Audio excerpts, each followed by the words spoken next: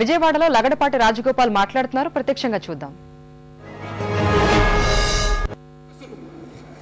జీవితంతో నిమిత్తం లేకుండా, మీ స్థితితో నిమిత్తం లేకుండా, స్తోమతతో కూడా శక్తి ఉంది, బలం ఉంది. అన్నిటికంటే తెలుగు జాతి మనోధైర్యం నిండుగా ఉంది అని చాటి చెప్పిన మిమ్మల్ని చూసి సిగ్గుతో అందరూ తలదించుకోవాల్సిన సమయం వచ్చింది. ఇవాళ సాగర్ నిన్న చేసిన ఉపన్యాసానికి యావత్ రాష్ట్రంలో జిల్లాలు తల్లి వస్తున్నారు. నిద్రపోతూ గొంతు పోగపోయిన నాయకులకి గుండెల్లో దడబుట్టిస్తున్నారు. మీరంతా ఆ నాయకుల గుండెల్లో దడబుట్టిస్తున్నారు కేవలం మీరు వేస్తున్న చిన్న కేకతో. ఆ కేకతో చెవు కేక అనిపిస్తారు మీ అందరూ కూడా.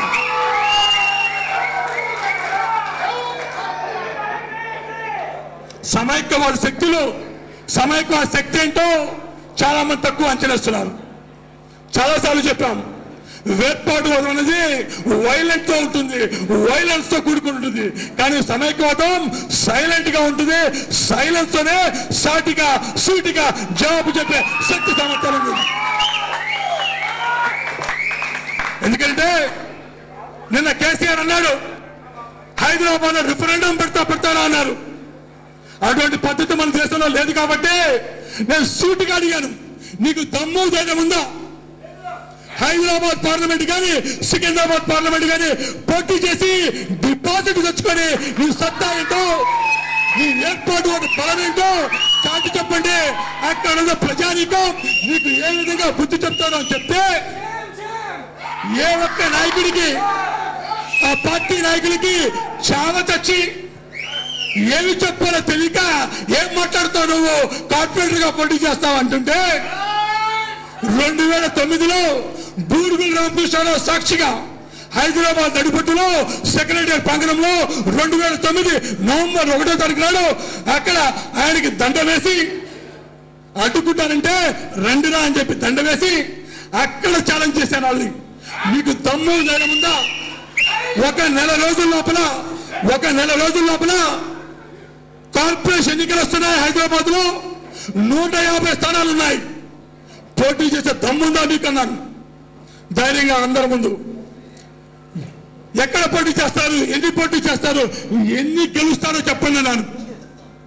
కాంగ్రెస్ తో పోటీ ఎక్కర్లా, టీడీపీతో పోటీ ఎక్కర్లా, టీఆర్పీతో పోటీ ఎక్కర్లా, లోక్సభతో పోటీ పడతావా, సిపిఎంతో పోటీ పడతావా అని చెప్తూ ఆ రోజు ఏమన్నానంటే మీకు ధైర్యం ఉంటే ఆనాడు దుర్యోధనుడు ఎలాగైతే సరస్సు చివర అడుగు భాగాన్ని తాక్కున్నాడో అలా తాక్కున్న కేసీఆర్ బయటికి రా. ఆనాడు ధర్మరాజు చెప్పాడు, నీకు ధైర్యం ఉంటే బయటికి రా, వచ్చి ధర్మరాజుతో పోటీ చేస్తావా, అర్జునుడితో పోటీ చేస్తావా, భీముడితోనా, నకులుడితోనా, సహదేవుడితో నీ ఇష్టం వచ్చినా ఎంచుకోమని ఎలాగ ధర్మరాజు చెప్పాడో అదే రీతిలో మళ్ళీ చెప్తున్నాను. నువ్వు సిపిఐతో పోటీ పడతావా, సిపిఎంతో పోటీ పడతావా, లోక్సభతో పోటీ పడతావా, ఎవరితో పోటీ పడతావో చెప్పు. వాళ్ళకంటే ఒక్క సీటు వస్తే కాంగ్రెస్ పక్కన పెట్టు, టీడీపీని పక్కన పెట్టు, మెగాస్టార్ చిరంజీవి పక్కన పెట్టు, వాళ్ళతో పోటీ పడలేవు. కనీసం చిరు పార్టీలతో, ఈ చిన్న పార్టీలతో పోటీ పడి ఒక్క సీటు తెచ్చుకుంటావా చెప్పు, ఛాలెంజ్ చేస్తున్నా. అంటే చేతకాక పారిపోయి, తోక పిడిచి పారిపోయి ఇవాళ రిఫరెండం పెడతా అంటావా? పెట్టో, పోటీ చేయి, దమ్మంటే కేసీఆర్ పోటీ చేయి. హైదరాబాద్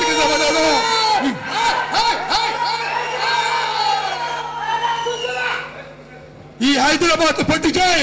ఈ హైదరాబాద్ ఎవడబ్బా సొత్తు అన్నావు కదా, అది మా అమ్మ సొత్తురా, నీకు స్థానం లేదురా అని చాటి చెప్తాం. ఖచ్చితంగా ఏమాత్రం డోకా లేదు, డౌటు లేదు, ఖచ్చితంగా చాటి చెప్పడమే. జై సమైక్యాంధ్ర, జై సమైక్యాంధ్ర, జై సమైక్యాంధ్ర. ఇటువంటి తరుణంలో మీరిస్తున్న ధైర్యం, మీరు చేస్తున్న సాహసం, దేన్ని లెక్క చేయకుండా మీరు వేస్తున్న అడుగు ఖచ్చితంగా మా అందరికీ కనుగొప్పి. ప్రతి పార్టీకి, ప్రతి నాయకుడికి, ముఖ్యంగా ప్రతి పార్టీ అధినేతకి ఒక ఓవైసీ, ఒక రాఘవుల మినహా ప్రతి నాయకుడికి ఇది కనువిప్పుగానే ఉండాలి. ఎందుకంటే ఇవాళ తెలుగు తల్లి, తెలుగంటేనే మనకి రోమాలు లెక్కపరుచుకుంటాయి.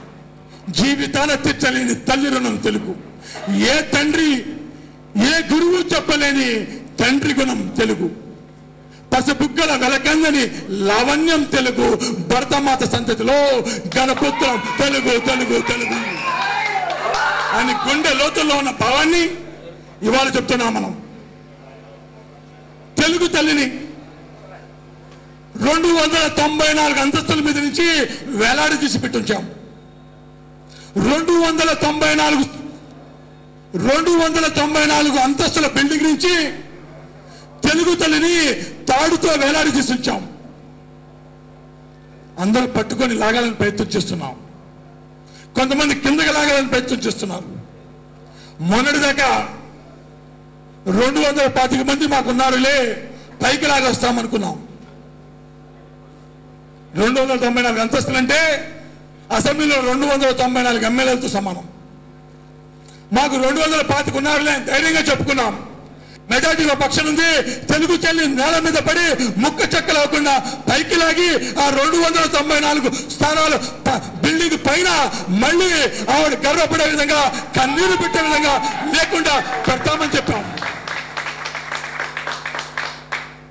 ఆ తరుణంలో ఇవాళ మళ్ళీ తెలుగుదేశం ఉత్తర్వు ఇచ్చినాక వేర్పాటువాదానికి మేము అనుకూలంగా ఉన్నాం. తెలుగు తల్లిని నేలకేసి కొడుతున్నాం, ముక్క చక్కగా పర్వాలేదు అని చెప్పినాక ఆ 90 మంది అటు పక్క వెళ్ళిపోయినాక 225 మేము 130కి దిగిపోయాం. కిందకి లాగే వాళ్ళేమో 165 అయిపోయారు. పైకి లాగే వాళ్ళేమో 135 మంది ఉన్నారు. ఆ లాగేవాళ్ళు కూడా మాకెందుకులే,